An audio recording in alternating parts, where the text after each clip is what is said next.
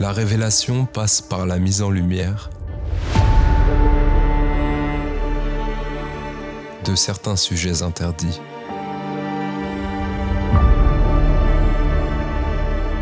Des sujets brûlants, bousculant des certitudes établies depuis des siècles.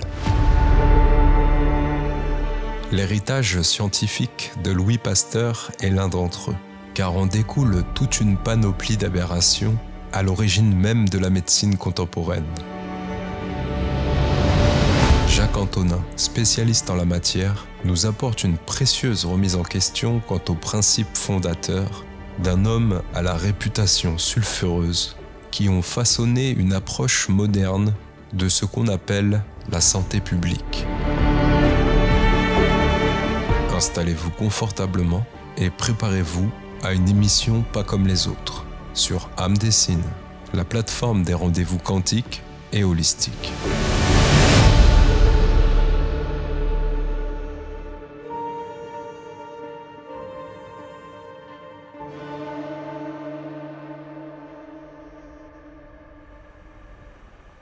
Il fait partie de ces penseurs nous aidant à voir le monde sous un jour nouveau. Naturopathe renommé, conférencier et auteur, passionné par les sujets de nutrition, de santé naturelle, de spiritualité, d'écologie, d'énergie et de métaphysique, il vient avec nous aujourd'hui dépeindre un tableau réaliste de la situation actuelle en dressant un constat alarmant en rapport à un système fondé sur les présupposés travaux d'un homme que l'on a connu sous le nom de Louis Pasteur. La France, épicentre mondial de ces théories, voit naître un dogme tenace et robuste, à l'origine même de dérives que certains considèrent comme étant dangereuses, voire mortifères. Nous aborderons donc avec lui un sujet brûlant, confronté à une censure quasi systématique. Pourquoi donc ? Allez savoir. Nous nous focaliserons davantage sur les faits en laissant à part les spéculations. En outre, et à évoquer dès maintenant, la médecine conventionnelle et contemporaine ne serait que la face visible d'un iceberg colossal découlant sur d'autres problématiques telles que le chaos climatique en cours, les ondes ainsi que les injections expérimentales. Un cocktail explosif sous le joug d'une omerta de plus en plus présente, mais peu importe, soyons fous, allons de l'avant, mettons les pieds dans le plat et jetons ce foutu pavé dans la mare. Jacques Antonin, bonjour, merci pour ta présence sur notre antenne. Bonjour et merci pour cette invitation. On va essayer d'être très pertinent dans toutes ces questions et tous ces sujets à aborder. Elle est co-animatrice, médium et spécialisée en lecture d'âme. On l'accueille à nouveau pour aborder cette énième pente savonneuse. Tamara, bonjour. Salut Rudy, salut Jacques, très heureuse de te recevoir Jacques sur notre média. Effectivement, il y a beaucoup de sujets qu'on aimerait questionner avec toi, donc on va commencer par ce sujet brûlant et chaud qu'on a choisi là, la santé. Est-ce qu'on peut refaire un petit feedback, revenir un petit peu à partir de quand c'est parti en cacahuète cette histoire ? Si on veut vraiment comprendre le sens de l'histoire, entre guillemets, au niveau de la santé, mais qui est indirectement lié à l'histoire même de la France particulièrement, puisque c'est dans le courant de la deuxième partie du XVIIIe siècle, avant la Révolution française, que s'est joué un petit peu les grands enjeux, les grandes orientations qui nous entraînent actuellement dans quasiment tous les chaos qui viennent d'être cités. C'était donc à l'époque de Lavoisier et de Priestley, en l'occurrence. Lavoisier, qui n'était pas particulièrement un scientifique de haut niveau, comme il est soi-disant mis au devant de la scène, comme Pasteur d'ailleurs. Priestley était à la quête de la composition de l'air, chercher de quoi était composé l'air. Bon, ils n'étaient pas les seuls, hein, mais il y avait une forme de rivalité et en même temps de, peut-être pour moi, de connaissances complémentaires entre l'un et l'autre. Sauf que Lavoisier était d'origine catholique, donc avec une vision très rigide et très, on pourrait dire même sectaire de la vie.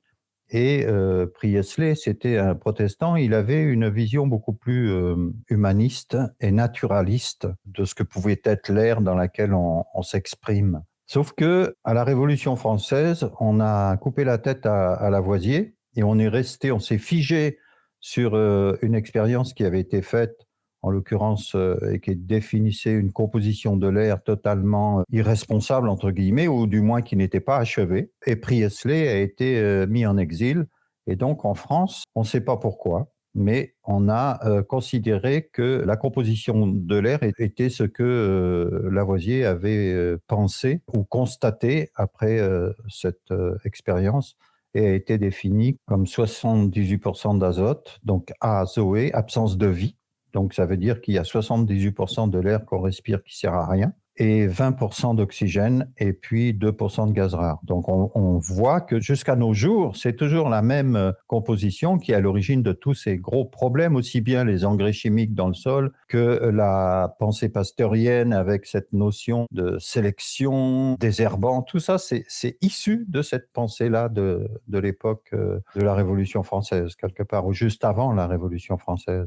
Si vous allez à Place de l'Hôtel de Ville à Paris, vous voyez les deux grands hommes qui bordent l'entrée de l'Hôtel de Ville à Paris, c'est Pasteur d'un côté et Lavoisier de l'autre.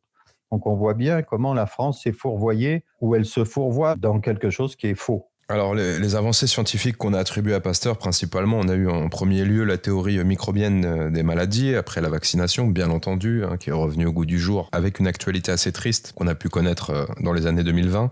La pasteurisation, bien entendu, et les techniques de laboratoire. On a aussi eu des polémiques de plagiat par rapport à la fermentation, par rapport à la théorie microbienne, encore une fois, et par rapport au vaccin, notamment le vaccin contre la rage. Est-ce que tu peux nous décrire un petit peu ce personnage qu'est Louis Pasteur, que l'on idolâtre quasiment en France ? Au départ, Pasteur, quand il était vers l'âge de 20 ans, il était portraitiste. Il n'était pas branché dans ce monde médical. Et puis, c'est son entourage et essentiellement sa famille qui a voulu en faire un homme reconnu et qui a été un petit peu bousculé pour se lancer dans ce genre de choses-là. Et il s'est retrouvé à être enseigné par des gens qui avaient été de l'entourage de Lavoisier et donc qui avaient la même mentalité que Lavoisier. Pasteur, il avait une vision très réduite du monde du vivant. C'est ce qui fait la grande différence dès le départ avec notamment Antoine Béchamp, qui, lui, voulait vraiment comprendre l'expression de la vie, mais de tout le vivant. Notamment quand il y a eu cette fameuse expérience où Pasteur et Antoine Béchamp observaient une culture qui avait été faite sur une plaquette de microscope. C'est là où Antoine Béchamp voit ces petits points et Pasteur voit des petits points noirs qui sautillent dans la culture observée. Antoine Béchamp est attiré par ces petits points noirs, mais Pasteur, qui lui n'a pas cet esprit de découvreur et d'esprit scientifique au sens propre du terme, décide que non, on ne veut pas observer ça, on veut quelque chose de précis, etc. Donc il a diminué la puissance du microscope pour pouvoir observer que ce qu'il voulait voir. Et c'est cette mentalité qui est importante. C'est ça qui est à l'origine des désherbants, vous comprenez ? C'est-à-dire que dans un champ, eh bien, s'il y a une herbe qu'on appelle adventice ou mauvaise herbe, eh bien, on va l'enlever pour laisser apparaître que ce qu'on a envie qui apparaisse. Et donc, cette mentalité-là, ce que j'appelle moi la pensée pasteurienne, qui nous a emmenés vers la notion de vaccin, qui pour moi n'est autre que la pasteurisation de l'humanité. Mais là, après, on pourra revenir là-dessus, qui est très, très importante, puisqu'on retrouve des liens entre le mode de fonctionnement d'une société et puis l'éducation, l'enseignement, etc., etc., cette notion de spécialité, comment on découpe les humains en 1000 morceaux pour essayer de comprendre comment fonctionne le cœur alors qu'on n'y comprend que dalle, on ne sait pas comment fonctionne le cœur. C'est aussi un grand plagieur de ce que j'ai pu voir. Oui. Il a été connu donc justement pour la théorie microbienne, mais bon, apparemment, on aurait Agostino Bassi en 1830 qui aurait déjà effectué ce genre d'études, John Snow aussi, qui avait déduit bien avant Pasteur que le choléra se propageait avec l'eau contaminée, qui impliquait donc un agent pathogène, et encore une fois une erreur de constatation, d'observation de la part de Pasteur. Je ne sais pas. Je pense que dès le départ, il y avait derrière des intérêts. Je ne dis pas que Pasteur était malhonnête dès le départ, mais je pense que son entourage a fait qu'il l'est devenu et qu'il y avait tellement d'intérêt dans le processus de l'utilisation de la vaccination qui, au départ, d'ailleurs, le nom vaccination vient de vaccine. En fait, c'était Jenner, je crois, qui au départ avait constaté que les agricultrices, les fermières, les éleveuses qui développaient ces boutons ne développaient pas la maladie, en fait, mais avaient juste des symptômes dérisoires et qui étaient transmis par la vache au contact des pustules de la vache. C'est là le début de cette théorie de la vaccination. Et on a commencé, entre autres, avec l'histoire de la rage, qui a déjà été falsifiée, puisqu'on sait très bien que l'enfant qui est soi-disant a été sauvé est mort. Enfin bon, c'est un tissu de mensonges qui a été toute la vie de Pasteur. Alors, il y a beaucoup de documents et de livres très sérieux sur la vie de Pasteur et qui démontrent à quel point c'était une escroquerie, quoi. Oui, et puis encore du plagiat, parce que si je ne m'abuse, là pareil, j'ai d'autres noms qui ressortent. Jean Finot, Pierre-Victor Galtier, qui avait aussi étudié le vaccin contre la rage en amont. Donc il a fait que c'est du préchauffé, c'est du préfabriqué. Et ce qui est triste, parce que c'est là où on va en venir, on est dans le pays de Pasteur, et Pasteur a une renommée mondiale. C'est toute une idéologie, une philosophie qui est véhiculée depuis nos grands-parents jusqu'à nos descendances, puisque c'est encore en vigueur. C'est ça le problème, c'est qu'on a du mal à faire sortir du mental des humains la notion ou le principe vaccinal. C'est-à-dire que l'être humain a besoin de recevoir une information dangereuse pour générer une réaction, pour se protéger de cette information dangereuse. Ça ne fonctionne pas comme ça. L'être humain, quand il vient au monde, il ne vient pas en tant que combattant. Il vient pour communiquer, pour échanger, pour harmoniser. Harmoniser au sens relation affective, d'harmonisation. Ça peut être aussi bien entre les humains, ça peut être avec la nature, ça peut être avec son intérieur même, c'est-à-dire la vie intérieure d'un humain.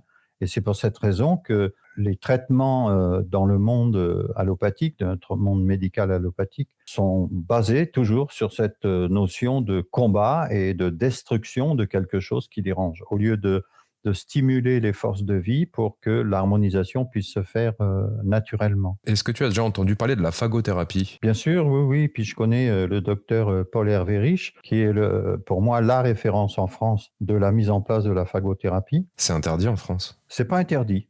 C'est pas interdit. C'est simplement les possibilités de le pratiquer sont verrouillées. Pour trouver les bonnes seringues, il faut les commander à Pétaouchnok. Les médecins qui rentrent dans ce mode de fonctionnement, il vaut mieux qu'ils se cachent. Mais il n'y a pas de loi qui l'interdit. Comme beaucoup de choses dans le monde médical, vous voyez, quand il s'est passé l'histoire du Covid, je ne sais pas si on peut encore employer ce mot sans se faire traiter de terroriste, et il y avait plein de possibilités de neutralisation. Et tout ce qui était potentiellement efficace, naturellement, ça s'est trouvé boycotté.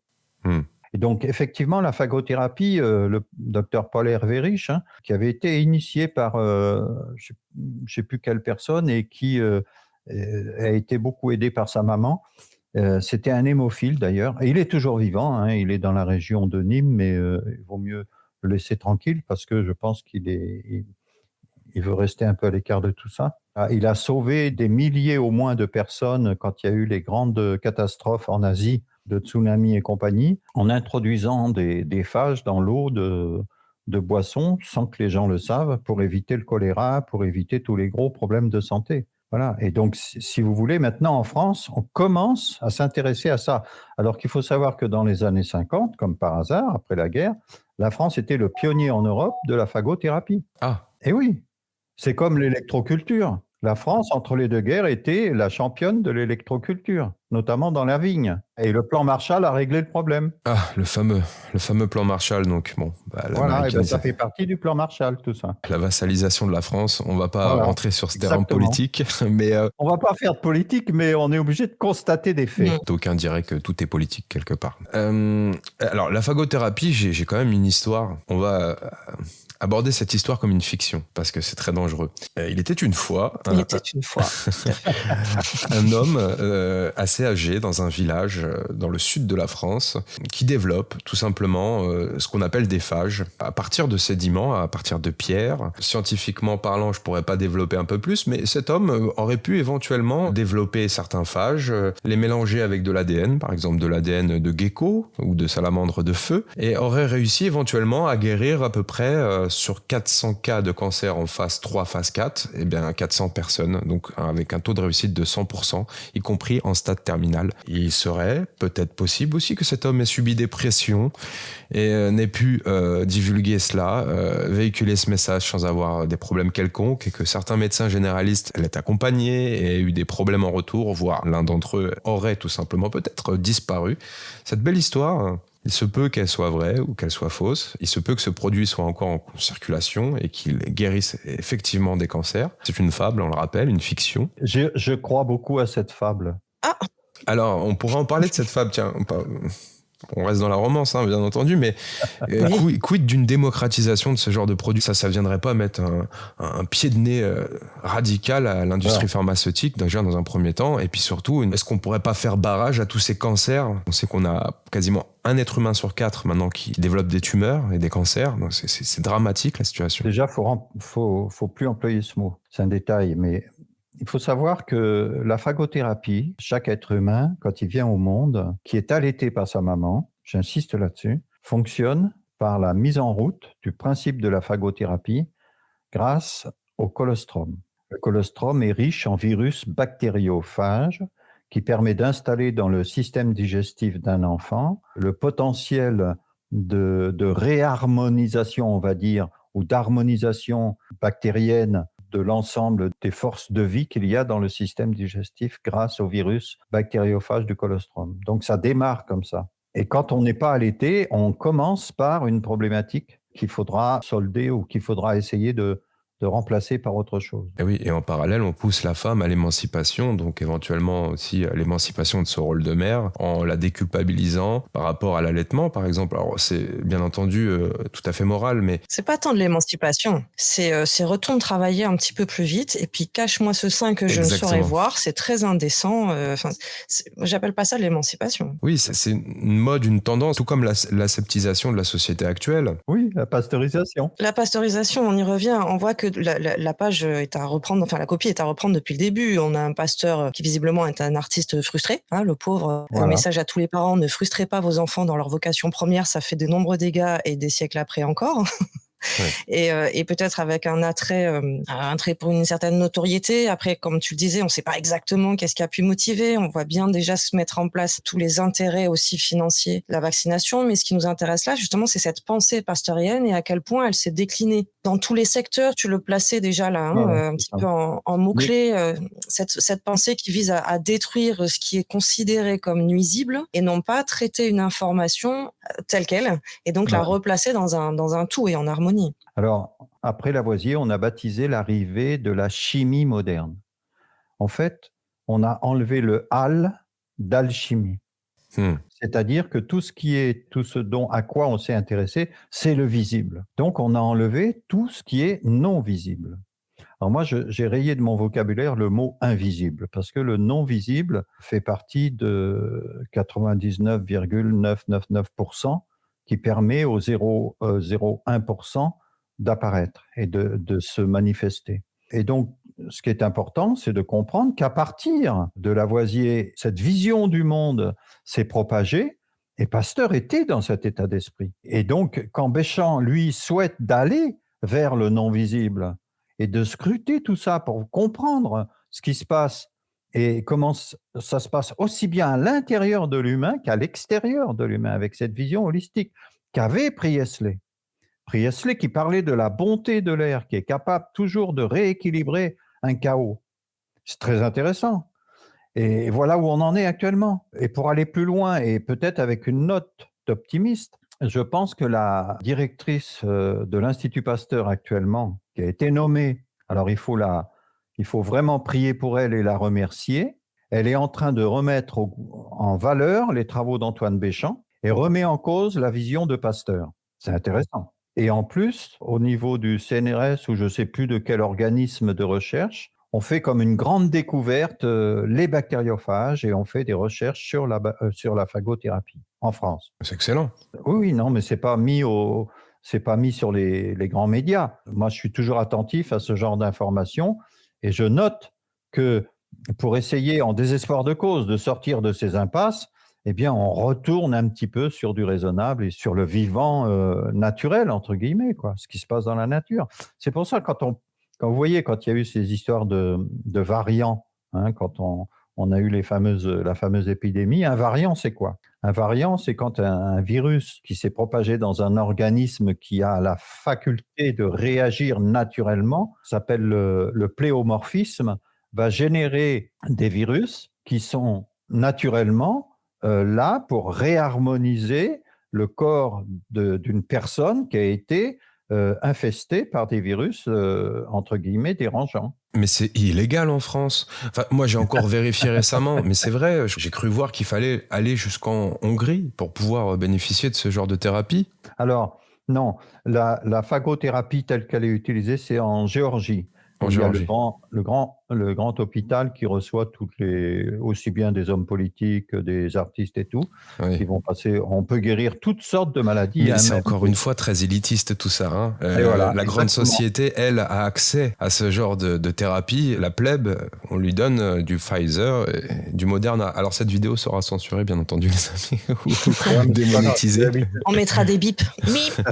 Non, mais je reviens sur la phagothérapie telle que nous l'enseigne Paul Hervé Rich. Il a écrit un livre, d'ailleurs un petit livre, hein, sur la phagothérapie. Il a sauvé des centaines de personnes dans les hôpitaux qui sont atteints des maladies nosocomiales liées aux infections, au transfert de virus dans les hôpitaux. Et donc, il suffit de faire un prélèvement sanguin au niveau du bras et puis de le réinjecter en intramusculaire en haut de la fesse, un coup à gauche, un coup à droite. Il y a un timing très précis, il faut le faire moins de 3 minutes après le prélèvement et ça va générer dans le corps physique une réaction qui va neutraliser le virus qui est dans le sang. On a des résultats assez impressionnants. C'est phénoménal et ça marche. Alors, je crois qu'il y a une vidéo sur la phagothérapie qui a été faite, qui dure au moins une bonne heure, par un médecin brésilien, pardon. Donc, c'est en portugais, mais bon, on peut l'avoir peut-être en sous-titré. C'est particulièrement intéressant. Je vous renvoie vers François Bleuez sur la plateforme Amdessine. Vous pourrez éventuellement le consulter. Et il se peut qu'il ait lu le même roman que nous. La même fable. Voilà, et qu'il ait accès à Panoramix et à son antre magique avec sa potion.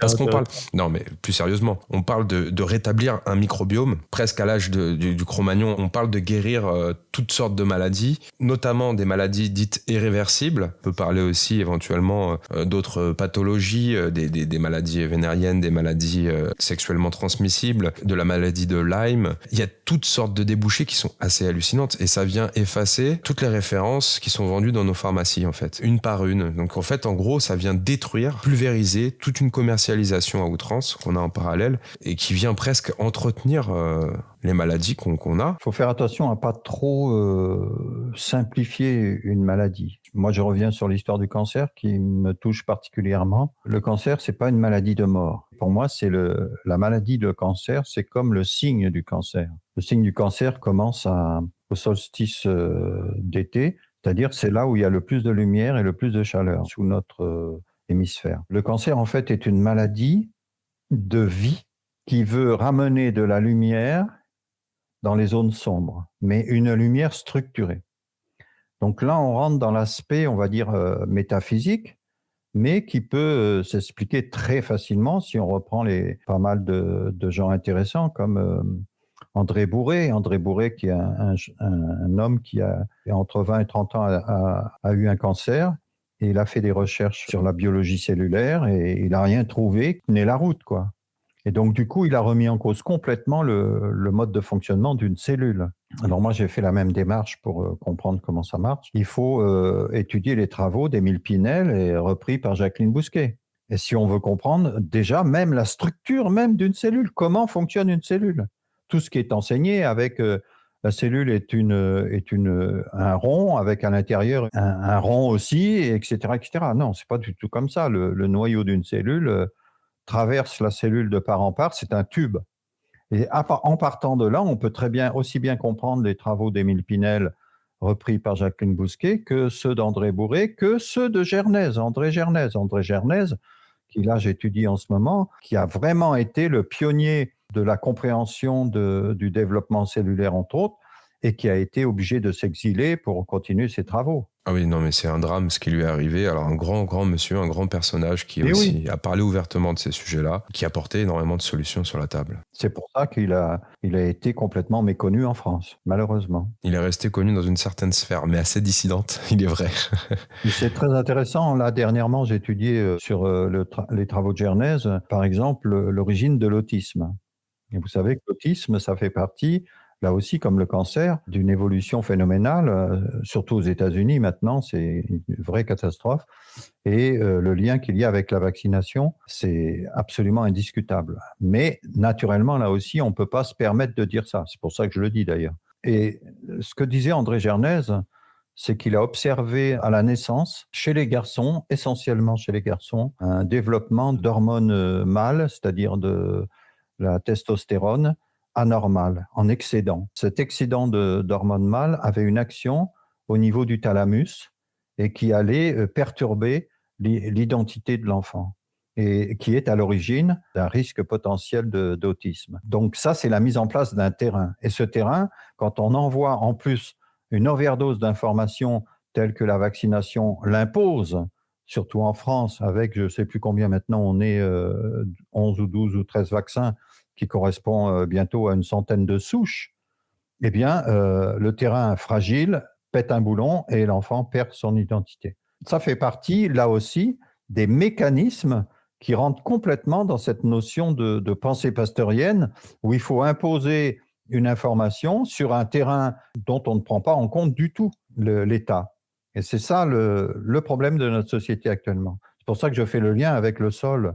Vous voyez, la terre, eh bien, on va lui imposer des informations sans étudier le terrain. Un terrain qui n'est pas que physique. Par exemple, pour l'enfant qui est fragilisé par rapport à l'overdose de testostérone à la naissance, souvent, donc ça c'est un travail personnel, c'est que cet enfant, souvent les parents, c'est le petit dernier, il n'était pas prévu, on a des garçons, on veut une fille. Voilà, manque de peau, c'est un garçon. Mauvaise pioche. Et là, le garçon, pour montrer que c'est un garçon, eh bien, il va produire plus de testostérone. Donc ça, c'est un terrain. Et après, on va le vacciner. Et là, c'est là où ça explose. Jacques, est-ce que tu peux approfondir un petit peu, parce que je voudrais pas qu'on aille trop vite sur ce sujet-là, c'est hyper intéressant, le lien entre la vaccination, l'identité. On arrive directement sur le sang, le flux sanguin, et justement ce lien avec l'identité. Est-ce que tu vas bien développer un petit peu cette connexion, ce pont que tu fais entre la vaccination et les troubles identitaires, parce que ça fait aussi partie des sujets qu'on a pu traiter sur la chaîne, qui concernent les générations actuelles. Alors, moi, j'ai déjà rayé de mon vocabulaire le système immunitaire et les défenses immunitaires. Pour moi, c'est des mots qu'on a mis en place qui sont dans la résonance ou dans la vision de la pensée pasteurienne. C'est-à-dire qu'un enfant, je répète, quand il vient au monde, d'ailleurs, si on se rapporte aux textes anciens, tu naîtras dans la joie et grandiras dans la paix. Hein, et on l'a transformé en tu enfanteras dans la douleur et tu gagneras ton pain à la sueur de ton front. Bonjour les dégâts. Et donc, ça ne marche pas comme ça. Un humain, quand il vient au monde, il vient dans le but de générer des relations d'amour avec les parents qu'il a choisis, en l'occurrence. Et donc, et il est constitué d'un corps, d'une âme et d'un esprit.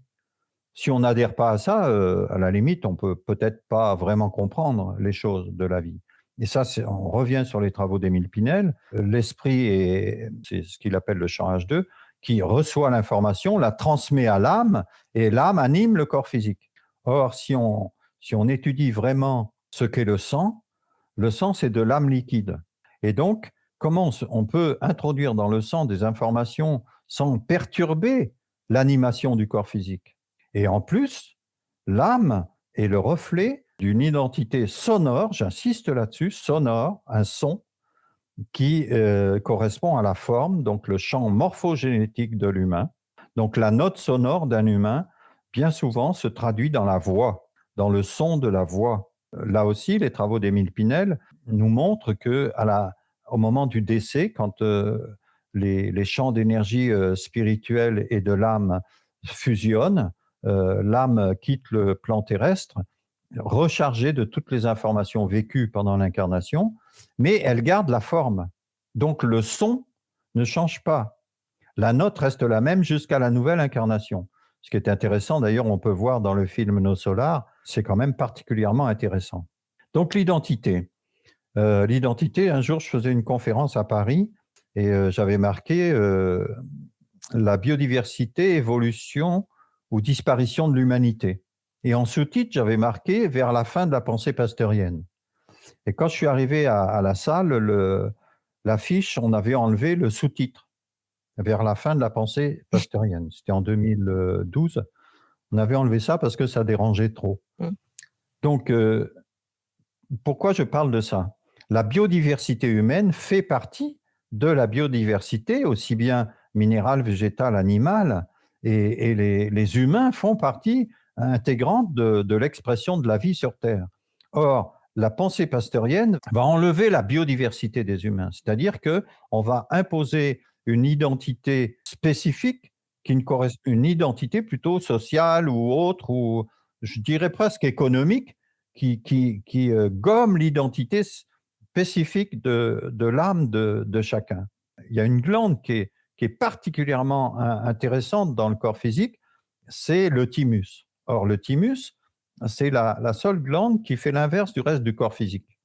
À la naissance, l'enfant, il émet, il faut savoir que la communication à l'intérieur du corps physique entre les cellules se fait par des biophotons. Donc, des biophotons sont des flashs lumineux qui transportent des informations.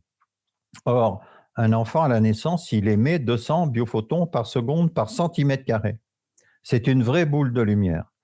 Et cette lumière devient matière progressivement. Et à la fin de la maturité, vers l'âge de 20 ans, il émet la moitié, 100 biophotons par seconde par centimètre carré, mais il est devenu matière. La lumière est devenue matière. Or, à la puberté, la glande, le thymus, perd de sa matière, mais par contre augmente en lumière pour pouvoir exprimer et communiquer avec son entourage et avec son cœur, c'est-à-dire la communication affective avec son entourage. On pourrait parler de communication horizontale dans la mesure où cette connexion cosmotellurique est quand même bien fluide, hein, dans la mesure où l'enfant est conscient de ce qu'il est en tant qu'être humain sur Terre. Et puis, comme par hasard, cette identité, à la puberté, si on a bien vacciné ou on est perdu, on ne sait plus qui on est, c'est le thymus, la glande le thymus, qui est chargée de révéler cette identité sexuelle de l'enfant. C'est-à-dire, qui suis-je, fille ou garçon? Et on retombe dans le problème hormonal, où là, on a à nouveau chez les garçons une overdose, non, il ne faut pas dire ça, une arrivée importante de testostérone, et chez les filles d'œstrogène. Donc, on se retrouve avec des gens qui sont complètement perturbés, et notamment, et là, on peut dire que vraiment, tout ce qui touche actuellement ce monde de la sexualité des enfants a tiré le gros lot, aussi bien dans le monde de la chirurgie que le monde du traitement hormonal, que les psychologues, les psychiatres et compagnie. Et là, c'est un business qui est tel que s'affronter à ça... Bon, et l'éducation nationale, j'avais oublié aussi, qui a remplacé le service national, enfin tout le tintouin, quoi. Et quid des perturbateurs endocriniens qui sont légion désormais? Oui, alors après, là, on rentre dans l'aspect alimentaire, mais pas que alimentaire d'ailleurs, parce qu'il y a aussi les traitements. Donc, Oui, il y a les solutions aussi, il y a les solutions, hein. Tu parlais sûr, justement de ce oui, thymus. justement. Donc Oui. là, on décrit le mauvais côté du tableau, mais il faut quand même rester confiant. Par exemple, nous, on a fait nos enfants à la maison, bien que ce n'était pas accessible, la ferme, mais bon, il y avait une sage-femme qui bouquinait dans une chambre, puis on a été la réveiller quand ça s'était fini, parce qu'il fallait obligatoirement avoir une sage-femme. Mais nos enfants n'ont jamais été vaccinés. Ils n'ont jamais mangé de produits animaux pendant toute leur enfance. On voit la différence à l'école. On voit leur facilité de s'exprimer dans un groupe et de s'exprimer point barre. Donc, pour revenir à l'histoire de l'identité et de la vaccination, le thymus, quand il reçoit, du moins pas que le thymus, mais l'ensemble des forces de vie dans l'organisme, quand on introduit des milliers d'informations en même temps qui sont en désaccord avec le petit être nouveau, hein, qui est là pour communiquer, bien il est perdu. Il ne sait plus où il en est et il perd son identité et il fait un effort énorme pour pouvoir s'adapter à toutes les informations qu'on lui a envoyées. Et suivant le terrain qui a été préparé aussi bien pendant la grossesse qu'à la naissance, que la petite enfance et tout, eh bien, ou c'est explosif, ou alors ça devient des guerriers qui sont capables de tout supporter, ou alors ils sont complètement perdus et puis ils sont récupérés par le monde, on va dire, qui n'attend que ça, comme un outil ou des objets. On s'oriente un petit peu solution parce que je sais que tu en as plein les poches. Je pense je pense notamment justement, à l'alimentation, je pense à tous tes travaux en ce qui concerne, les graines germées, l'alimentation vivante. On sait que tu travailles aussi de pair avec, Thierry Casasnovas. Si tu nous entends, on attend toujours de te recevoir sur la chaîne aussi et justement d'avoir pu constater aussi qu'une certaine alimentation en conscience peut permettre de contrecarrer, de réguler, d'apporter de la solution. Parce que je pense vraiment à tous ces parents qui peuvent nous écouter et dire: «Oups, oups, oups, le mal est déjà fait. Mon enfant a été vacciné à la naissance, j'ai pas eu trop le choix, etc. Et comment est-ce que je peux l'accompagner? Comment est-ce que je peux l'aider à retrouver justement son identité à travers aussi l'alimentation et à travers quelque chose de plus naturel, de plus équilibré?» Alors, il faut faire attention à pas déraper dans des solutions faciles, trop faciles du moins. Mais je pense qu'on ne peut pas séparer le corps de l'âme et de l'esprit. Je reviens toujours là-dessus. Et donc, il y a un état d'esprit à mettre en œuvre, relationnel, d'âme à âme, avec les parents, l'enfant et le contexte dans lequel il évolue. Et si j'utilise les graines germées, entre autres, pour, on va dire, envoyer des informations subtiles, énergétiques, lumineuses, structurées dans des zones qui ont été complètement chaotisées, c'est parce que le règne végétal est en lien avec le deuxième chakra. Le chakra, donc la transmission de la vie, et le monde de l'eau. Or, c'est l'eau qui conserve les mémoires de tous ces traumatismes de l'incarnation en cours. Et donc, on va envoyer des informations dans le corps physique. Par exemple, quand j'utilise la graine de tournesol en début de germination, elle va travailler sur le pancréas. Elle va restructurer le pancréas et lui redonner une faculté, entre autres, de digérer ou de digérer, on va dire, les émotions, de gérer. En fait, c'est de gérer la dualité. La digestion, c'est ça. Et donc, on peut dire la quasi-totalité des maladies du corps physique sont en lien avec une difficulté du fonctionnement pancréatique, du fonctionnement du pancréas. Aussi bien la mucoviscidose que les cancers, que énormément de problèmes de santé, les diabètes, etc., etc. Le diabète, il se met en place dans les 2 premières semaines de la vie. Voilà, le terrain diabétique, pardon. Le terrain diabétique. Et après, il y a des facteurs déclenchants. Toujours le même principe. Les cancers, c'est pareil. Ça se met en place, surtout au niveau de l'adolescence. Et comme ça, Gernez, il était très pointu là-dessus. Tous les troubles de comportement, si par exemple on a un gros choc émotionnel à l'âge de 16 ans, ça va bloquer la production d'hormones de croissance. Et puis à 32 ans, le double d'années plus tard, dans les 32-33, il peut y avoir un événement qui rappelle ce choc émotionnel, qui redéveloppe un début de production d'hormones de croissance et qui peut générer par exemple une sclérose en plaques, qui est le même principe de fonctionnement que la Alzheimer, Parkinson et compagnie.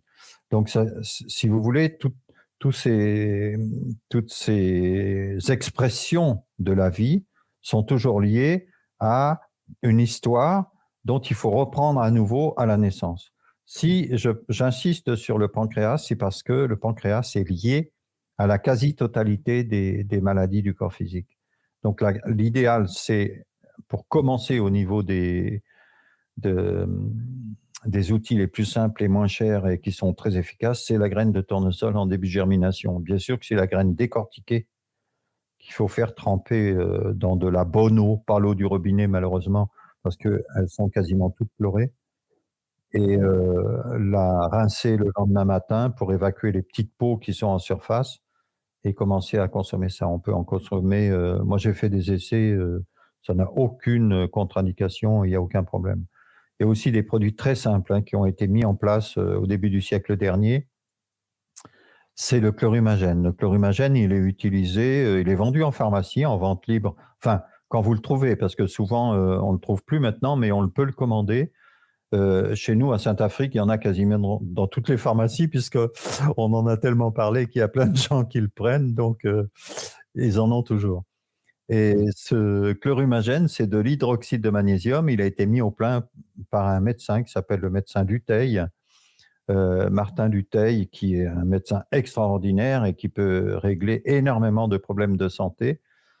Et c'est de l'hydroxyde de magnésium. Après, il faut faire attention parce qu'il est vendu en pharmacie contre la constipation, alors qu'il n'a pas du tout été inventé pour ça. Donc, on ne va pas prendre la dose qui est marquée sur la notice. On va prendre seulement un quart de petite cuillère dans de l'eau bien mélangée. On boit, ça n'a pas de goût. Et c'est un déstressant, en fait. Ça va aussi bien régler un problème de blocage au niveau des intestins qu'un problème de laxatif. Donc, c'est vraiment très intéressant. Et vous voyez tous ces produits qui coûtent, qui ont doublé de prix depuis le temps qu'on l'utilise, nous, mais qui sont malgré tout accessibles à tout le monde, qui ne sont pas remboursés, naturellement, parce que c'est efficace. Oui. Et voilà. Et donc, ça fait partie des bases.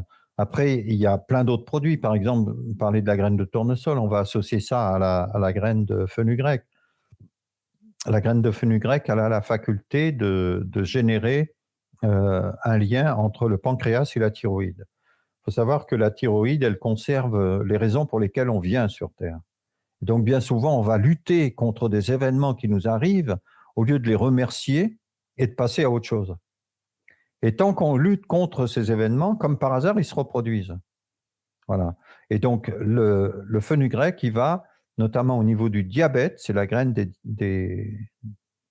de ceux qui ont du diabète, il va permettre de réguler le lien énergétique entre la thyroïde et le pancréas. Le pancréas, c'est le plexus solaire. C'est le monde des émotions, c'est le monde qui nous anime dans la journée. Donc, vous voyez, voilà. Et quand, dès le plus jeune âge, un enfant n'a pas été aimé ou n'a pas, c'est pas une question d'aimer, si, mais en même temps n'a pas reçu la douceur dont il avait besoin. Ça ne veut pas dire qu'il faut faire culpabiliser les parents, mais ça veut dire que répondre aux besoins d'un enfant, c'est pas évident du tout. Et donc, bien souvent, on croit qu'on lui donne tout ce qu'il faut, mais malheureusement, souvent, on impose des choses. Et ce n'est pas obligatoirement ce dont l'enfant a besoin. Et la douceur, ça fait partie des éléments dont l'enfant a besoin pour ne pas développer le terrain diabétique, on va dire. Et après, il y a les facteurs déclenchants. Et sinon, Jacques, par rapport aux solutions naturelles, quid du régime cétogène ? Le régime cétogène. Alors, je pense que ça ne suffit pas pour régler un problème, le régime cétogène. C'est pour ça d'ailleurs que le docteur Schwartz invite à prendre des comprimés qui sont efficaces aussi, qui sont intéressants, qui vont permettre de nettoyer l'organisme. Mais il y a aussi une chose qu'il faut savoir, c'est que le régime cétogène propose de consommer aucun glucide. Oui, très peu, 10%, voilà. 10 à 15% par jour. Voilà, donc faut supprimer Bon, bien sûr qu'il y a des glucides qu'il faut... C'est même pas la peine d'en parler, hein. Il y a la drogue dure du sucre blanc, l'aspartame et compagnie, donc tout ça on oublie. Ah oui.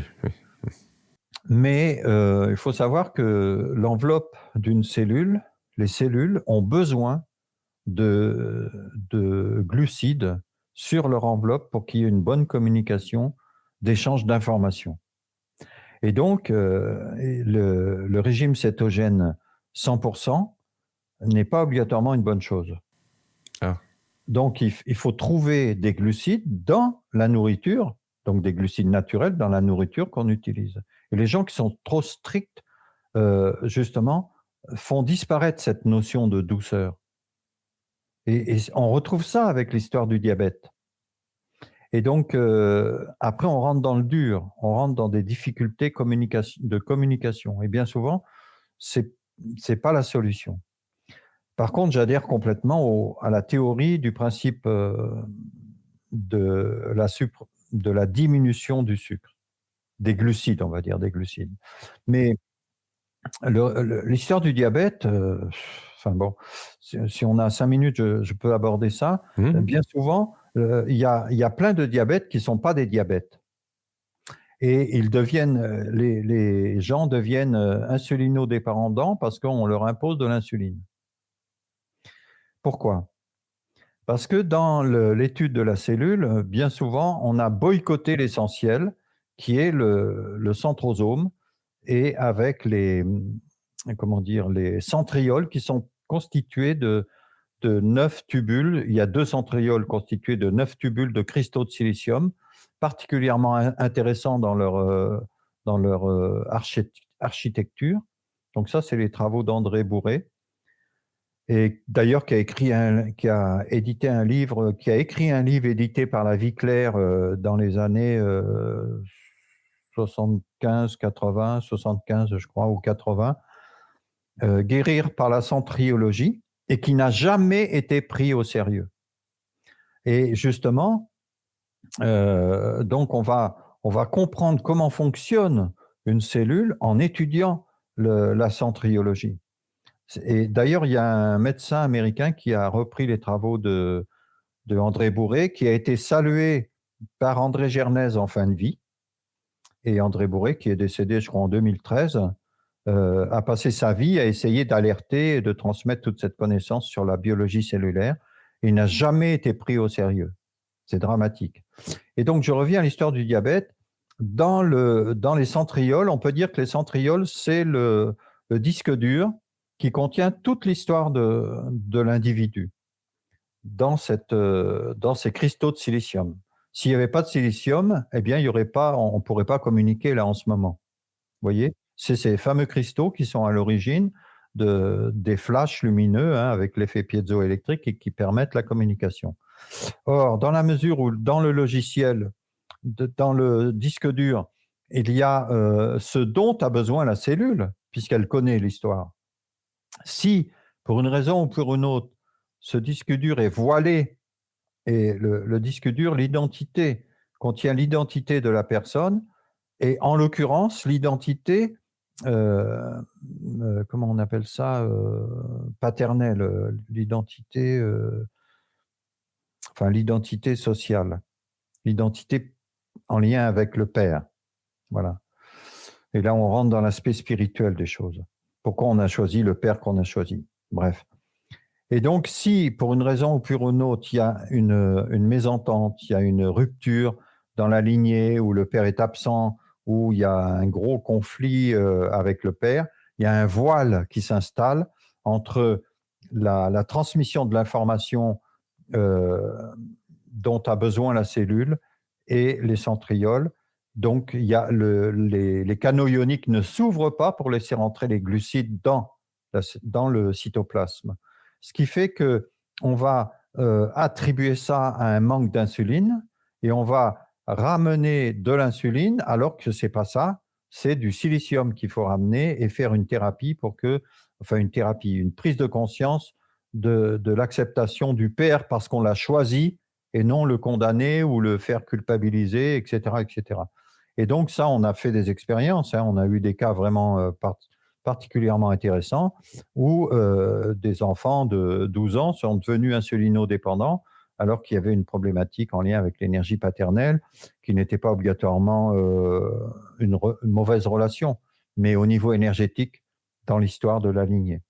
Ouais, on parle de décodage biologique ici, mais moi j'étais révolté pendant X années à aller voir mon médecin généraliste. Je n'ai jamais eu de médecin traitant par ailleurs, ce qui est illégal aussi, soi-disant, et à lui confronter ces éléments-là un par un, et à entendre dire, à le voir, me percevoir comme une sorte d'hurluberlu qui ne savait pas de quoi il parlait, totale incompréhension, et surtout avec un certain mépris, un snobisme apparent. Et tout ça est balayé, et on a l'impression que la médecine actuelle fait tout pour nous rendre malades. C'est compliqué, ils ne veulent pas descendre de leur piédestal, c'est-à-dire ils sont censés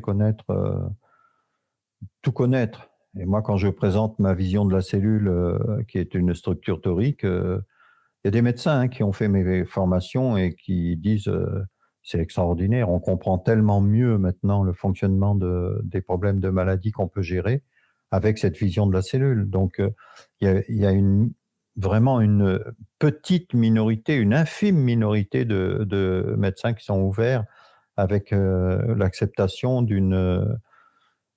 on va dire, d'un regard différent et d'une ouverture sur le monde du vivant réel. Enfin, réel, oui, si réel. D'ailleurs, avec cette vision de la cellule, on peut comprendre les impasses du docteur comment il s'appelle, qui avait traité François Mitterrand, qui était sur la bonne piste. J'ai oublié son nom, bon, c'est pas grave.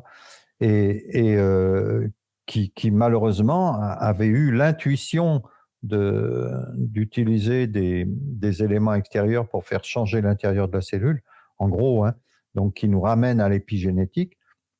Mais malheureusement, l'épigénétique, bien qu'elle ait été, on va dire, mis au devant de la scène par, Bruce Lipton. Bruce Lipton, qui est vraiment un être très intéressant et captivant, hein, avec toute la bande, Greg Braden et compagnie.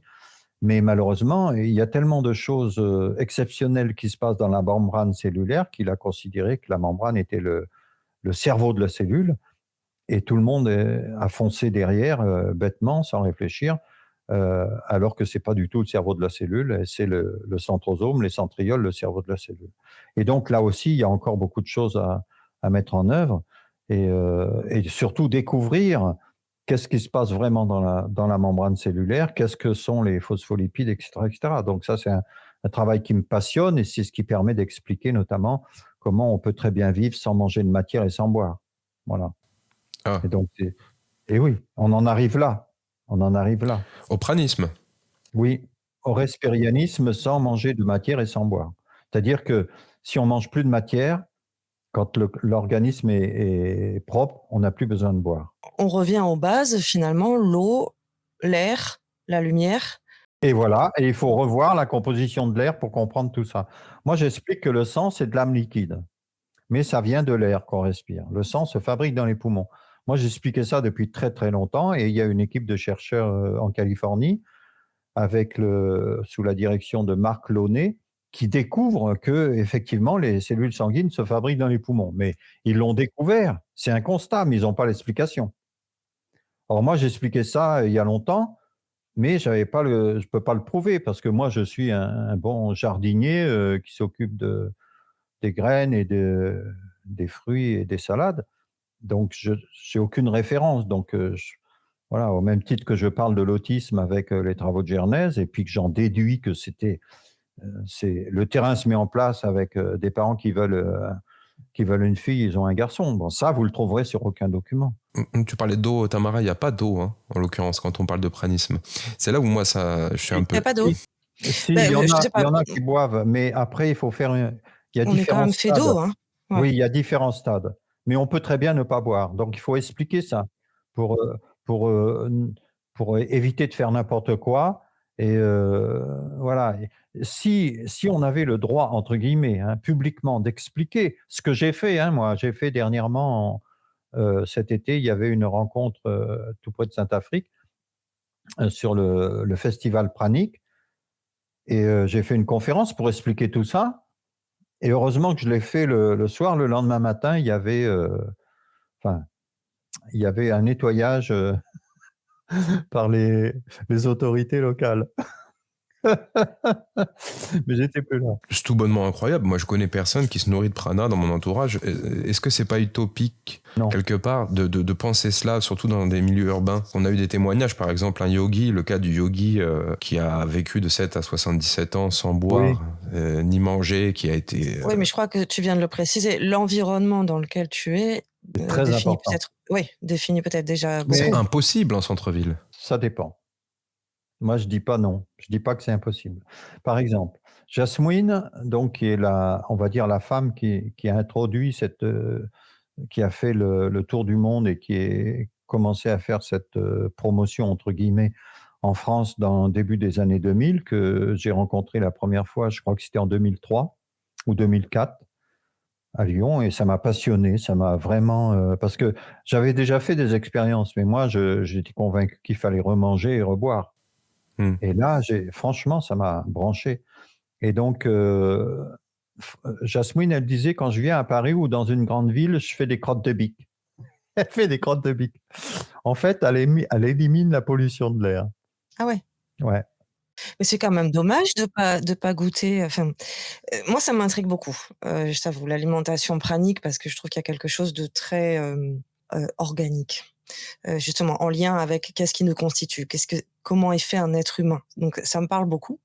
Mais d'un autre côté, je me dis: «Attends, mais sur une planète quand même, c'est un joyau. La nature est une multitude de réponses à tout ce que l'on peut, expérimenter, avoir envie, avoir besoin». Donc se nourrir de l'information, c'est une chose, mais on est quand même dans la matière. Donc Se nourrir de bonne nourriture aussi, oui, ouais, pourquoi se pas. faire une bonne cueillette de framboises quand même, ça a pas de prix ça, c'est pas Oui, donc alors ça, c'est très bien, ça hein, de faire multiplie aussi l'information, non? Le plaisir gustatif, le plaisir olfactif, mais oui, oui, comment est-ce oui, qu'il non, peut mais être, remplacé? en fait, ce qui nous nourrit, c'est pas la matière, c'est l'information véhiculée par la matière. Ça, c'est vraiment important de le conscientiser et pour que cette information puisse être, captée par nos cellules, il faut qu'elle soit, vivante et puissante. C'est le principe des graines germées. Une graine en début de germination, elle émet, des biophotons comme un nouveau-né d'une très grande puissance. Donc c'est ce qu'on appelle les biophotons actifs. Ça, c'est les travaux de Fritz Albert Popp, qui est vraiment très intéressant d'ailleurs, qui intervient dans le film Lumière où on voit le le sadhu indien. D'ailleurs, comme par hasard, le sadhu indien, il est mort, quelques années après, être passé entre les mains des gens qui l'ont, mis des caméras de partout pour, prouver que c'était pas un charlatan. Oui, c'était un reportage sur France 5 d'ailleurs. Donc ce film qui a été, édité par, les éditions Lumière par, Yann Roloff, que j'ai rencontré d'ailleurs à Paris et je lui avais dit: «C'est dommage que dans ce film, il n'y ait pas les informations les informations scientifiques qui permettent de valider la démarche». Parce que ça éviterait 2 fois d'être poursuivi, bêtement, par des autorités qui ont rien compris et qui sont totalement ignorants du sujet, quoi. Mais ils ont mis des électrodes, je crois, un peu partout. Ils ont fait des scanners. Ils ont constaté que la lumière se générait intérieurement. Bon, déjà, il n'a pas été à la selle. Sa vessie se remplissait et se Oui. vidait sans aller aux toilettes. Et exactement. Ah ouais. Et on a des nutritionnistes dans le film en question qui sont bouche bée, comme ça, qui savent pas quoi Ouais, ouais, dire. ouais. Ah ouais, Au c'est début, ils sont intéressant. très sceptiques. Non, ça ne marchera jamais. Et à la fin, on les voit totalement époustouflés. Et c'est assez marrant. C'est très intéressant. Par contre, Jacques, de toi à moi, je fais du sport, je vais à la salle. Je vais pas pouvoir me nourrir de graines germées. Je vais pas pouvoir éviter de prendre des protéines et je vais pas me nourrir de prana très certainement si je veux performer ou faire de la compétition. C'est C'est l'inverse, impossible. en fait. C'est complètement l'inverse. D'accord. Ouais, ouais, non, mais c'est vrai, hein, il faut voir, tu vois, il y a un Autrichien, je sais pas si tu as vu dans le film Lumière, qui se baigne dans l'eau glacée des torrents Mmh. et qui court dans les champs partout. Donc, c'est un gars qui a compris comment ça fonctionne. Oui, ça me fait penser à Wim Hof. Non, mais là, on retombe dans l'histoire de Pasteur et compagnie. Il faut revoir la notion de calories, la notion de calories Oui. et ouais. On croit qu'on mange, que ce qu'on mange nous donne des calories. Non, ça marche pas comme ça. C'est pas ça du tout. Et moi, j'ai fait des expériences, hein, une dizaine de jours de jeûne, où je buvais de l'eau de source. Mais à l'époque, je savais pas que je pouvais continuer de pas manger. Et c'était perdu dans les bois, dans l'Aveyron. Même mon chien, il voulait pas rester. C'était complètement sauvage. Et eh bien, quand j'arrivais, hein, pour faire ces petites retraites, j'étais en bonne forme, en bonne santé et tout, mais au bout d'une dizaine de jours, je remontais avec un sac à dos plein de pommes en courant, un chemin qui était quand même, impressionnant et je rebondissais, je touchais plus le sol, quoi. Donc il y a une énergie phénoménale qui se met en place parce que le corps fonctionne essentiellement pour une forme il est autonome. C'est-à-dire qu'il n'est plus encrassé par une quelconque arrivée d'informations, qui n'est pas obligatoirement d'ailleurs ce qui correspond aux besoins de la personne. T'as pas peur d'entrevoir certains biais comme l'anorexie par exemple? Ah bah, parlons-en de l'anorexie. Qu'est-ce que l'anorexie? À quel âge ça se produit, etc. Donc là, on retombe à nouveau dans les travaux du docteur Gernez. C'est comme la dépression, l'anorexie. Je répète, la nourriture, ce qui nous nourrit, c'est pas la matière, ce sont les informations véhiculées par la matière. Oui, peut-être on pourrait rajouter aussi la pensée.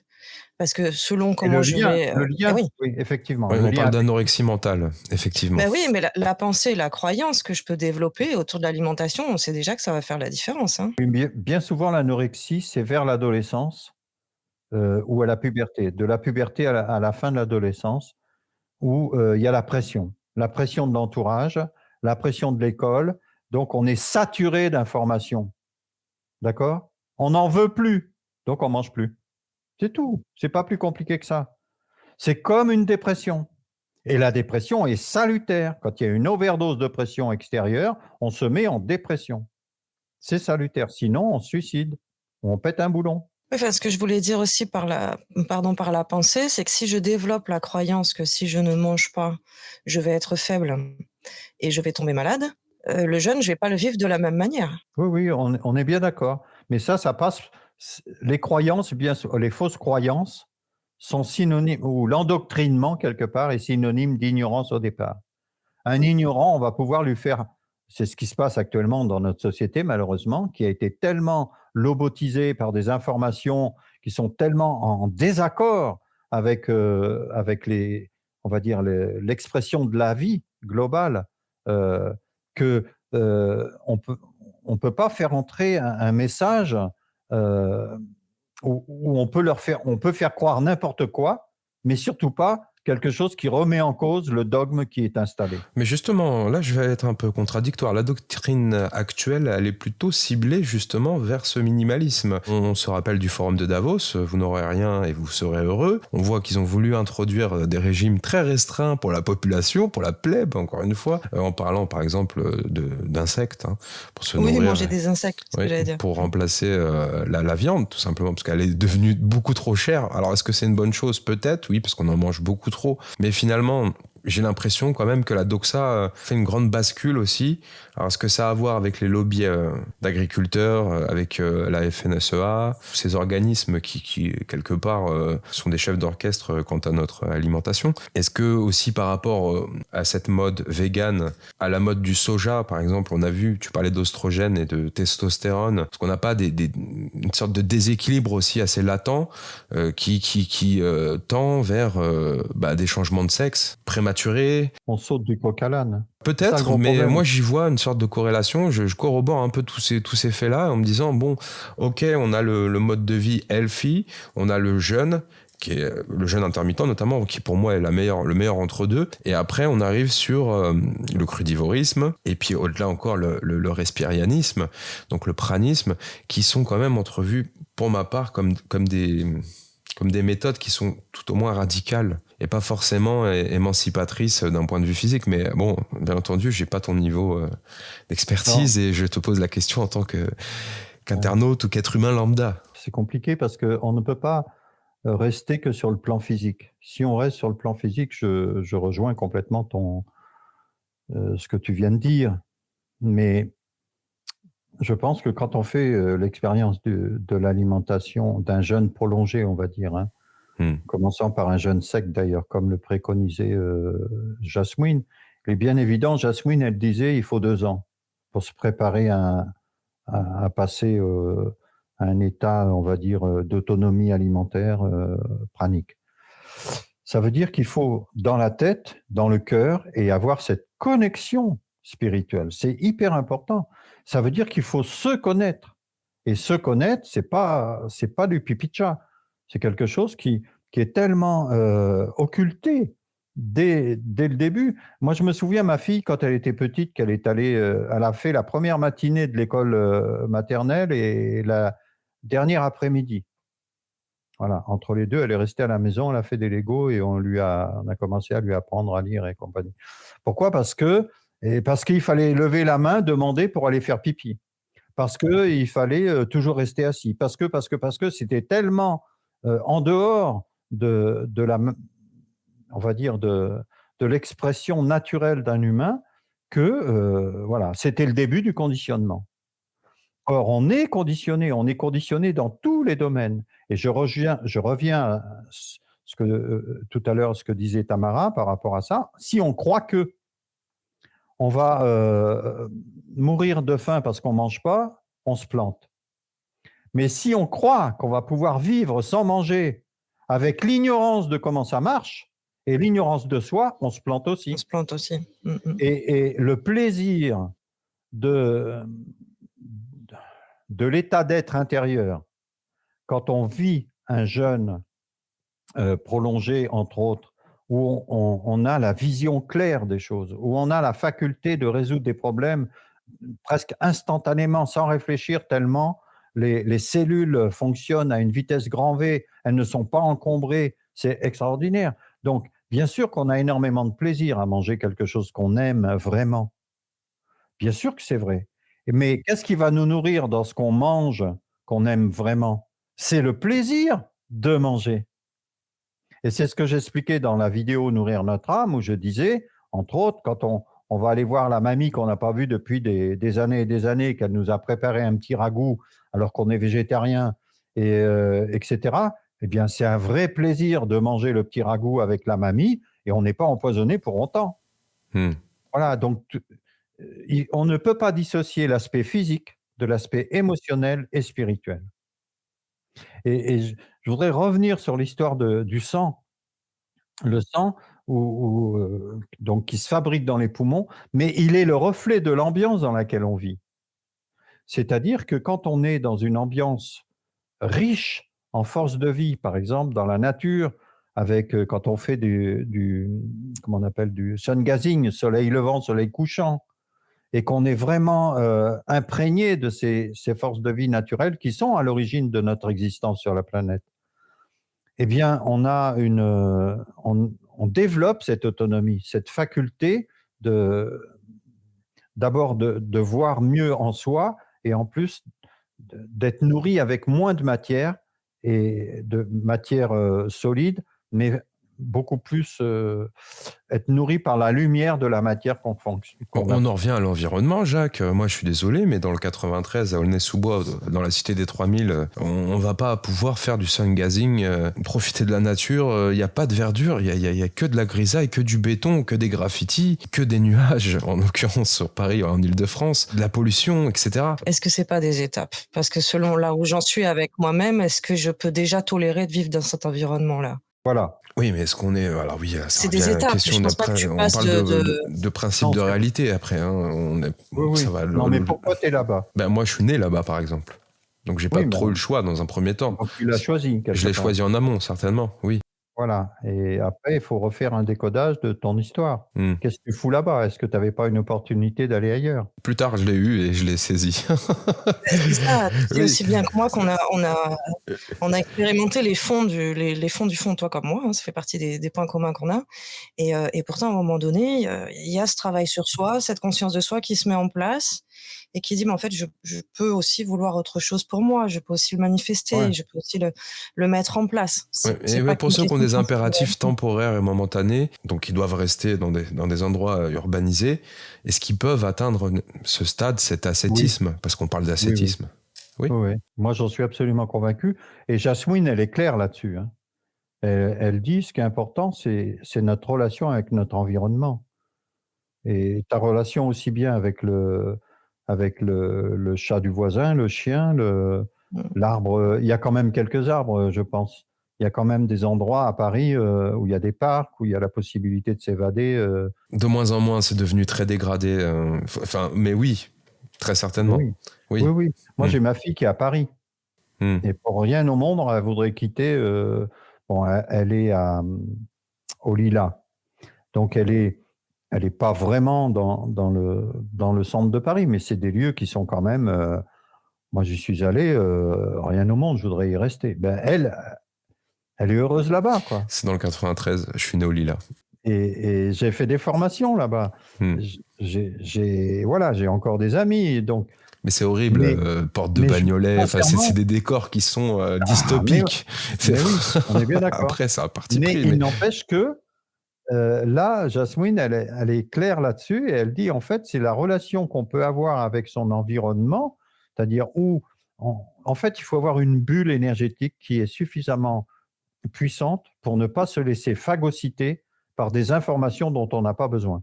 Et là-dessus, il faut faire vachement gaffe à la pollution électromagnétique par toutes ces antennes et tout ça qui peuvent nous déstabiliser et affaiblir cette bulle énergétique. Mais quand on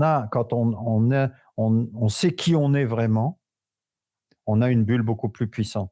Ça nous permet d'enchaîner sur ce sous-chapitre qui est très intéressant. Tu viens de parler d'ondes, effectivement, donc j'aimerais qu'on parle de 4G, de 5G. Également, on est forcé de constater qu'on est au cœur d'un chaos climatique, hein.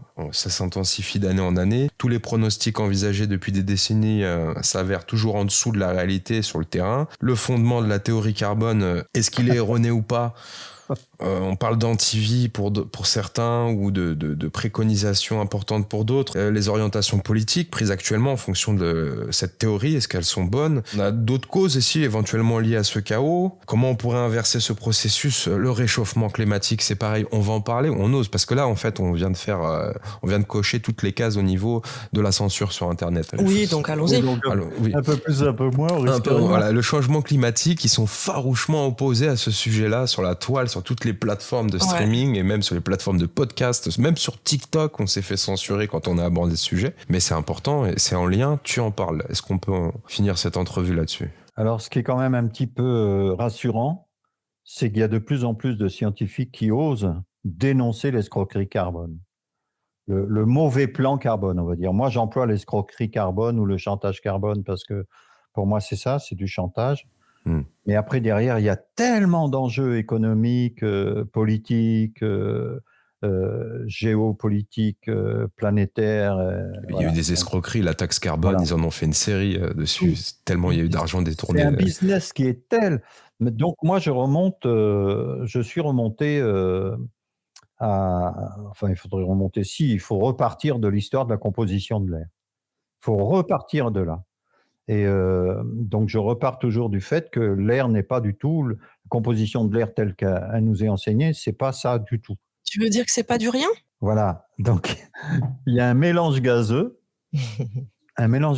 qui n'est pas défini, qu'il faudrait définir, qui est l'atmosphère terrestre. Quand j'emploie le mot atmosphère terrestre, j'emploie le mot âme de la Terre. Atma, atmosphère, la sphère de l'âme de la Terre.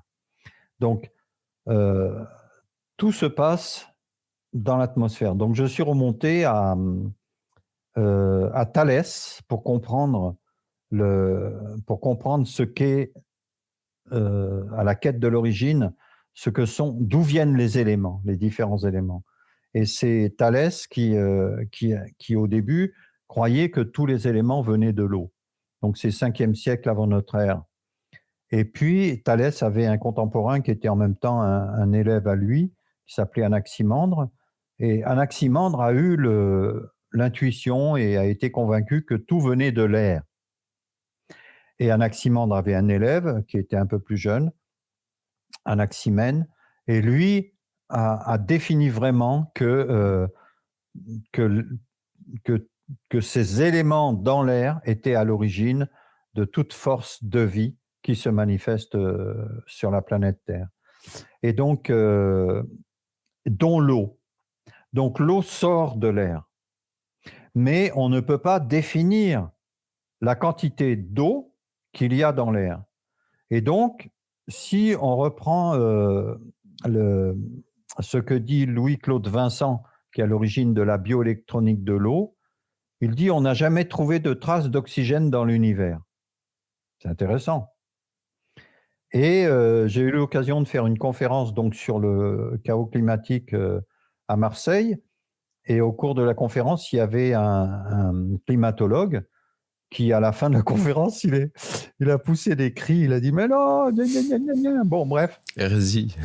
Alors, je lui ai dit « écoutez, parce qu'en fait, moi, je dénonce le fait que depuis le protocole de Kyoto, on a enlevé la vapeur d'eau de l'air.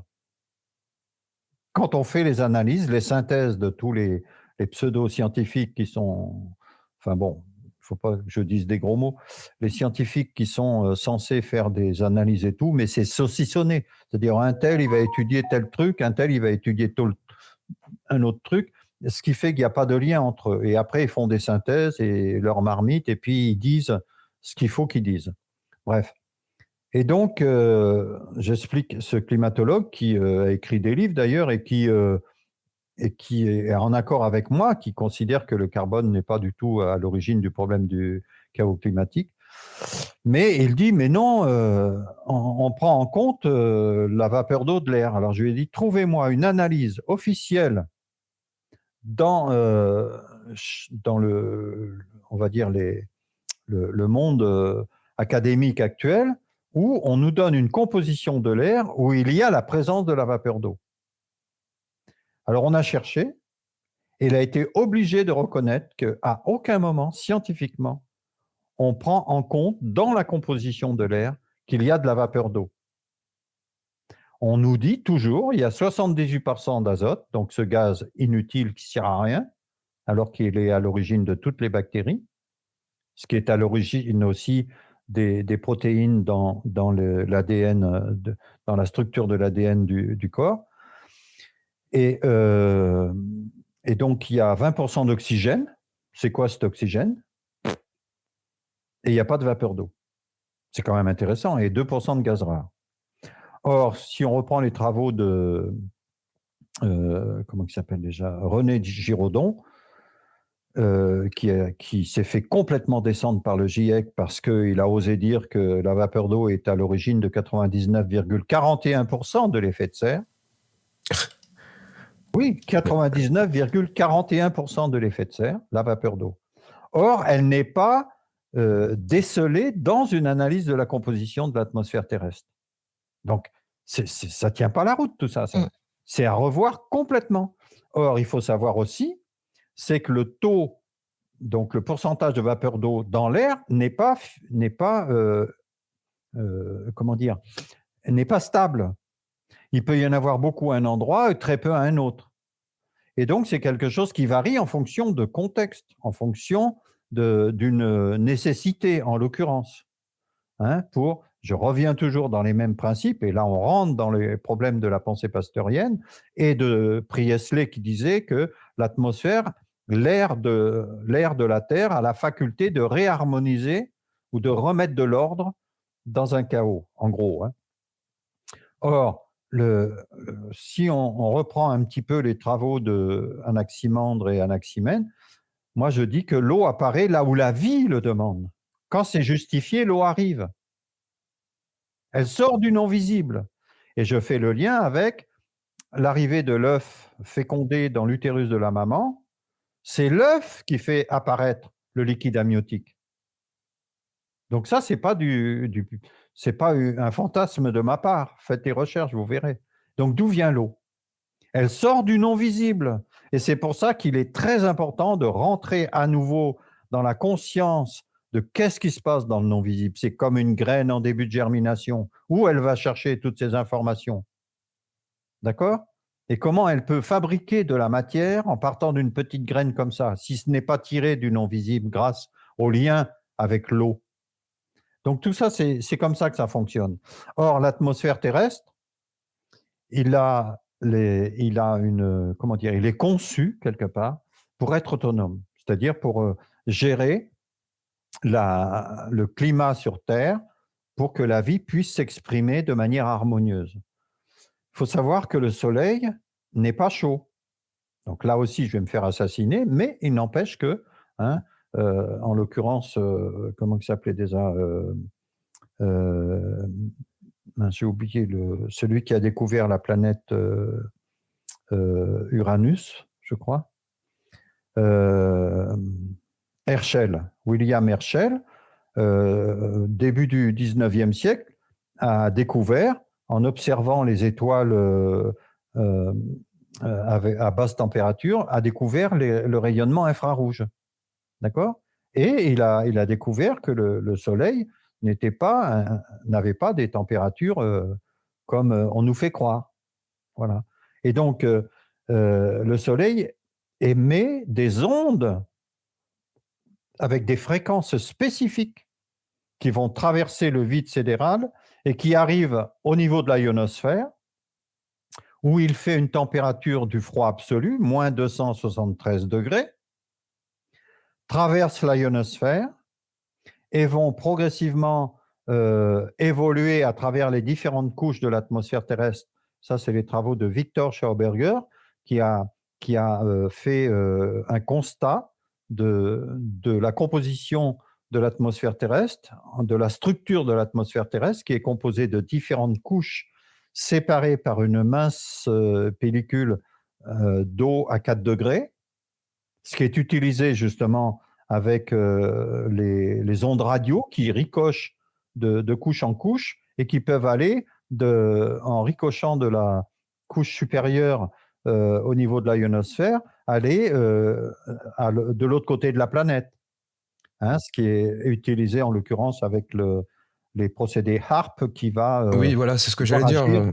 Le projet Voilà. HARP, soi-disant, a été établi pour percer la ionosphère. Du moins pour agiter et pour pouvoir envoyer des ondes tout autour de la planète avec des puissances et des fréquences qui sont capables de faire aussi bien un tremblement de terre qu'une tornade, qu'un truc comme ça, quoi. Et justement, alors le cocktail épandage chimique, projet HARP, 4G, 5G et rapport d'organismes tels que le GIEC, qui sont tout ce qu'il y a de plus fallacieux, je dirais. Pourquoi ? Faut pas dire des gros mots, hein. Dans quel but, selon toi, tout cela Voilà. est fait ? Là, je veux pas prononcer le mot diabolique, mais bon. Ah, ouais. Je pense qu'il y a une personne qui vient de nous quitter dernièrement, Jacques Collin, qui écrit dans son livre ça, L'insoutenable vérité de l'eau. Donc, il y a un plan derrière tout ça. Il y a un plan d'exploitation de l'humanité. Ben bon, on adhère ou on n'adhère pas à ça. C'est pour cette raison que je milite pour l'alimentation vivante et pranique, pour essayer de ne pas se faire happer par la peur du manque, etc., de tout ce qui pourrait nous déstabiliser dans une phase chaotique, parce que bon, on ne peut pas nier le fait qu'on se retrouve dans un contexte un peu chamboulé. Qu'est-ce qui est derrière tout ça? Je ne peux pas le dire vraiment. J'ai des idées, mais je ne veux pas aborder ça. J'en parle plus maintenant. Des objectifs concrets, par exemple, Rorschach, les chroniques de Rorschach, hein, c'est un youtubeur qui n'exerce plus maintenant, nous parlait éventuellement d'épandage aérien pour diminuer les températures, pour amoindrir le réchauffement climatique. Et ça a été admis dans certains pays officiellement, même en France récemment, on en a parlé, on commence à les reconnaître, hein, ces chemtrails. La géo-ingénierie. Mais au départ, la géo-ingénierie avec les chemtrails, enfin les épandages de particules dans l'atmosphère, c'était encore les Américains qui ont fait des expériences, mais il y a déjà pas mal d'années. Et ils ont commencé par épandre des sels de barium. Barium, strontium, aluminium. Ouais. Voilà. Alors pourquoi ils ont fait ça au départ? C'était dans le but que la population les respire et qu'elles restent fixées dans l'organisme pour qu'on puisse les déceler avec des radars, même s'ils sont à des centaines de mètres sous la Terre. Bah oui, non, mais c'est ça. C'est-à-dire que la version... mais c'est pour refroidir parce qu'il fait trop chaud. Oui, parce que à un moment, il y a des gens qui ont tiré la sonnette d'alarme en disant pour quelle raison il y a ces expériences, en l'occurrence avec HARP, hein, puisque ça a été débattu au niveau de l'Europe. Et on a dit, ah oui, mais maintenant on n'utilise plus, voilà, et puis on fait ça, les épandages de particules.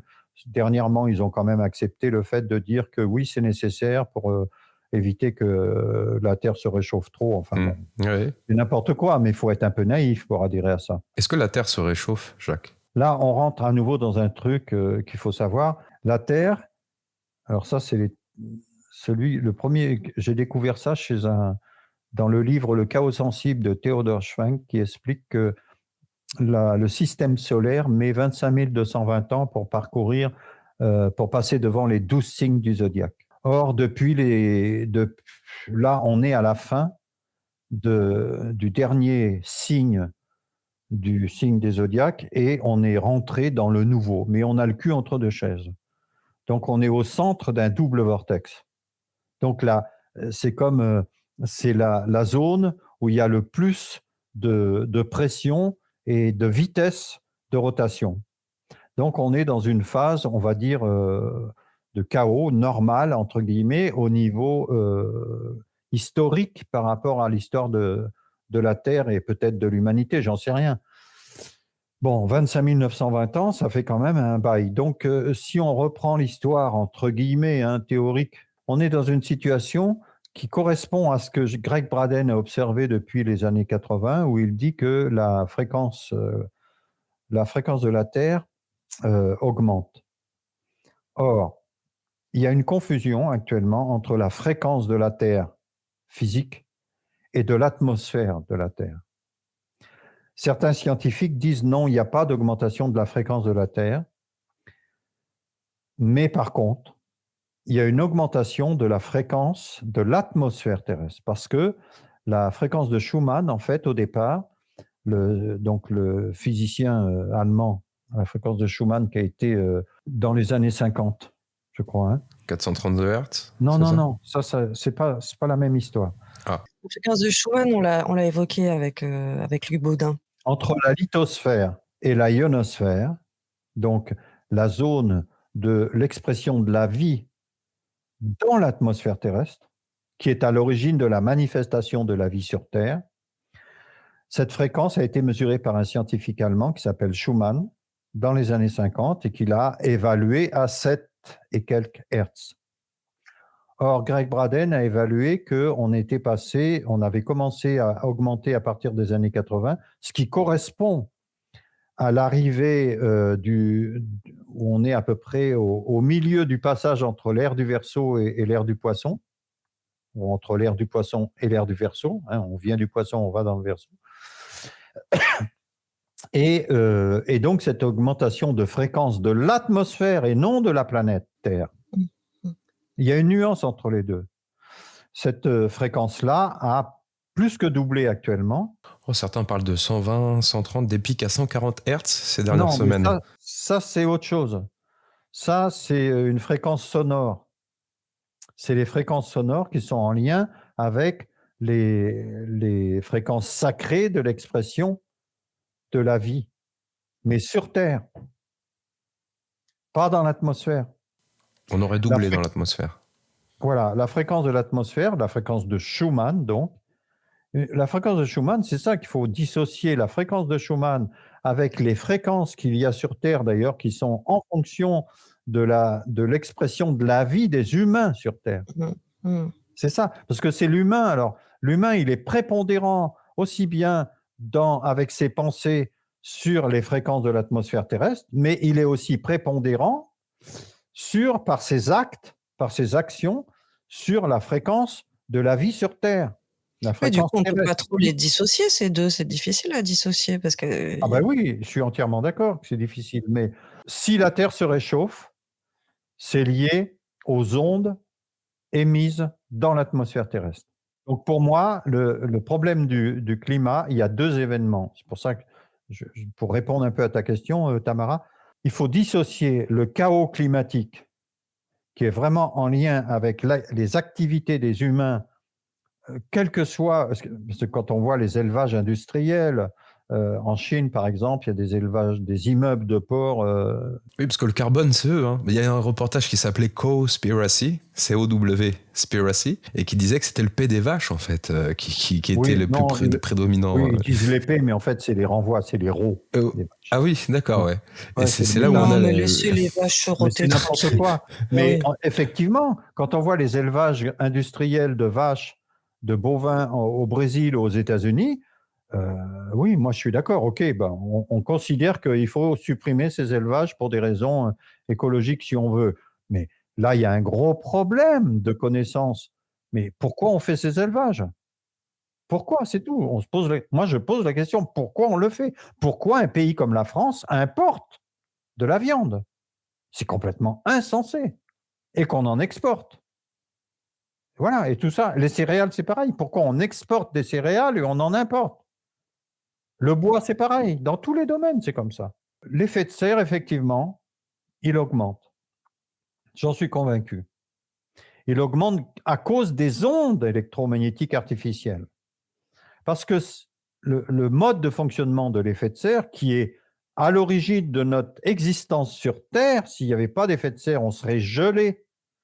Parce qu'au-delà de l'ionosphère, il fait moins 273 degrés. Et ce sont les ondes radiatives les radiations solaires qui traversent progressivement les couches de l'atmosphère terrestre et qui viennent réchauffer cette atmosphère avec une moyenne de 14 degrés globalement sur la planète. Et s'il n'y avait pas cet effet de serre, eh bien, on serait gelé. D'accord?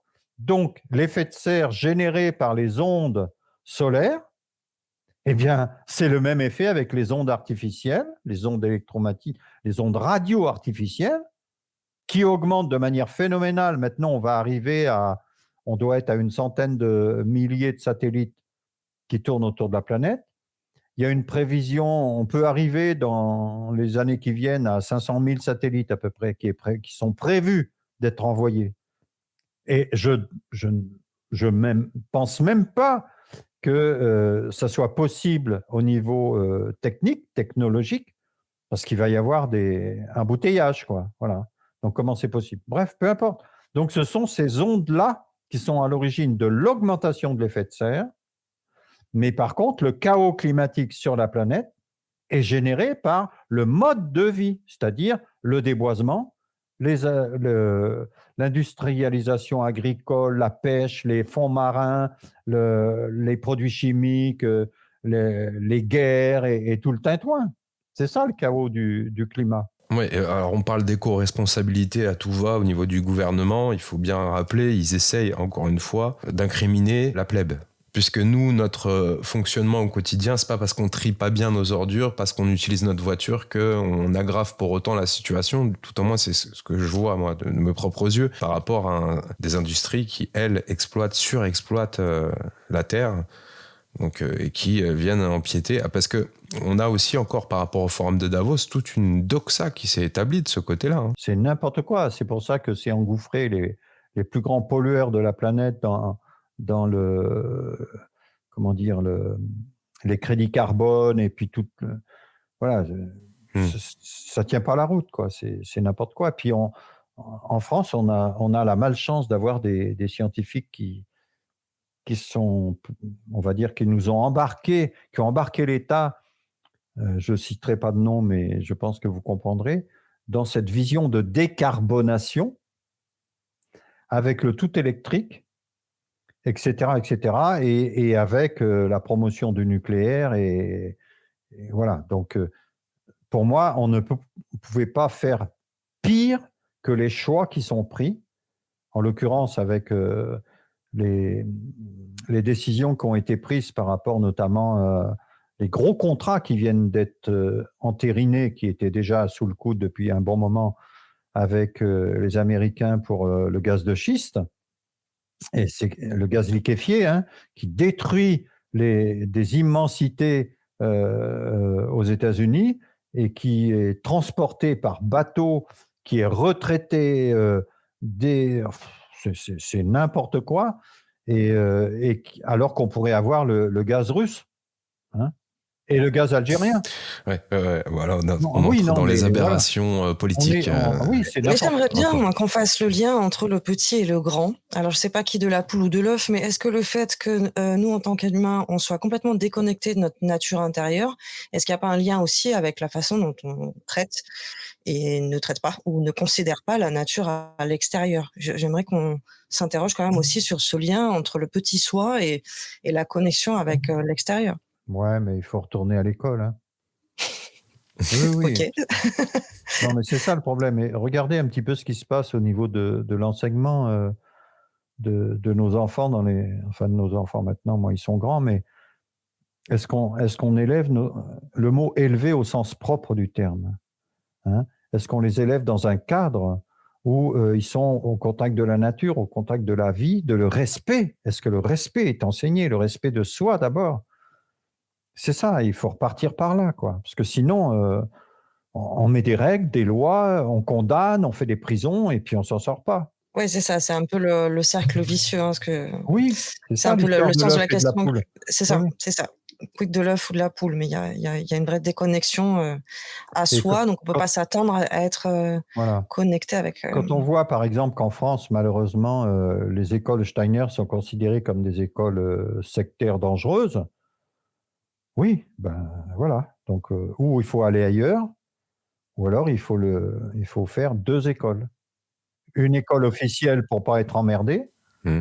Moi, je me souviens, hein, mes filles, quand elles allaient au lycée, quand je pouvais les aider, mais c'était rare parce que j'étais complètement paumé, je leur disais: «OK, ça, tu l'apprends pour avoir une bonne note, mais c'est une connerie. Donc voilà, c'est ça qu'il faut savoir». C'est tout. Donc on est dans un monde, schizophrène qui est dirigé par des, je vais pas dire des fanatiques, mais pas loin, qui sont pasteurisés, quoi. Pasteurisés de la vie, de leur propre ressenti, et donc qui appliquent des lois. Ils appliquent des lois. Et c'est ça le gros problème. Et les humains, alors est-ce que la France sera le pionnier dans la destruction sociale, économique, écologique? Je sais pas. Je sais pas, parce qu'il reste encore un peu de nature.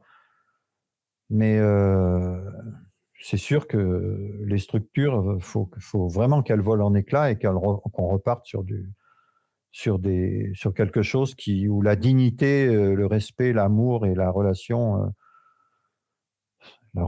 digne de ce nom entre les humains et la nature soit repris en compte. Par exemple, on parle de l'histoire des déchets. Donc, tu as parlé de ça.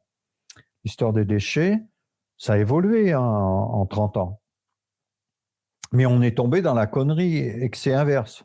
Hein, parce que tel que c'est conçu, on peut pas appliquer une loi où il faudrait enlever l'étiquette d'une bouteille de verre, parce que sinon, le verre est habité par du papier, et donc on va pouvoir, voilà, ou le bouchon, ok, on va l'enlever, le bouchon, et on le met où? Dans quelle poubelle on va le mettre maintenant?